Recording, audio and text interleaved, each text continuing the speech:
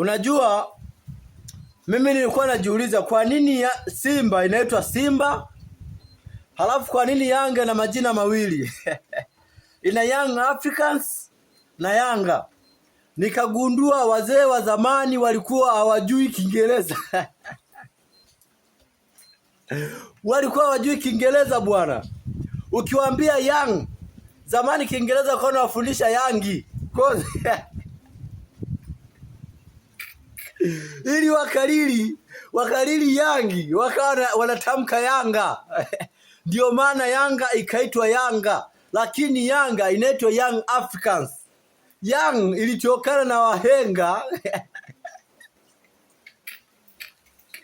wahenga kushindwa kuitamka Young wakatamka Yangi, kama zamani ambavyo ng'ombe walikuwa wanatufundisha shuleni kwamba ni ng'ombe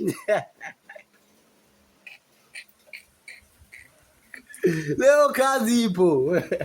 Leo kazi ipo jamani.